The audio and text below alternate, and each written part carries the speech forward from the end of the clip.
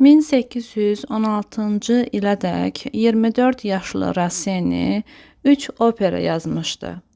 Neapollu impresario Domenico Barbaya Rossinini Neapola dəvət edərək ona sifariş verir. Bu dövrdə Rossini 2 teatra, San Carlo və Del Fondo'ya rəhbərlik etməli olur. Domenico Rossinini burada bəstəkar Markiz Berio di Salsa ilə tanış edir. Shakespeare pərəstişkarı olan Berio onun Otello pyesinə libretto yazmağa qərar verir. Əsərin sujet xəttindən tam fərqlənən librettoya o, ikinci Venesiyalı Mavr adını verir. 1816-cı ildə Romada Del Fondo teatrında oynanılan operanın premyerası uğurla keçir. Məhz onun üçün nəzərdə tutularaq yazılmış Desdemona rolunu məşhur primadonna, İspan opera müğənnisi, sopranoçu Isabella Colbran ifa edir. Bundan 6 il sonra Isabella Colbran Rossini'yə ərə gedir. Otello Afrikalı zənci Venesiya ordusunun sərkərdəsi idi. Qısa məzmunu 1-ci pərdə 15-ci əsrdə Venesiya. Müharibədə qalib kimi dönən Mavr Otello Elmiro'nun qızı Desdemona'ya aşiqdir.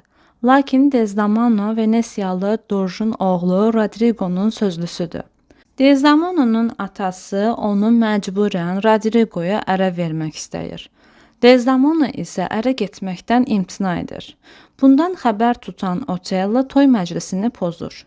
Elmiro qızını qapalı bir otağa salaraq Otello'dan gizlədir. Onlar arasında yazışma da bitmiş olur. Elmiro hər vəclə Desdemona'ya ünvanlanmış məktubların qarşısını kəsir. 2-ci pərdə Rodrigo ilə Otello qarşı durması kəskinləşir. Bağçada Rodrigo ilə Desdemona görüşürlər. Desdemona ona məsələnin üstünü açaraq artıq Otello ilə gizlin evləndiyini, atasını yola gətirməkdə ona kömək etməsini xahiş edir. Lakin Rodrigo ona Otello'nu cəzalandıracağını deyir. Iago Mavr'ı aldadaraq onu əmin edir ki, Desdemona sadiq deyil.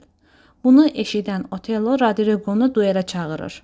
İxtiyar sahibləri onu səfərə yollasalar da, qısqanc Otello Desdemona'nı öldürmək üçün gizlin geri dönür. 3-cü pərdə Desdemona'nın otağına daxil olan Otello onu inandırmağa çalışır ki, Rodrigo'nu Iago öldürmüşdü. Desdemona dəhşət içində anlayır ki, bütün bunlara səbəb məhz Iago olmuşdu. Mavr Desdemona'nın belə reaksiya verməsini Rodrigo'ya olan eşqi ilə əsaslandıraraq onu boğub öldürür. Daxil olan Otello'nun dostu Lucio Iago'nun xəyanətkarlığının üstü açılmış və Rodrigo da onu öldürərək qisas almışdır. Sonda isə Mavr peşman olaraq özünü öldürür.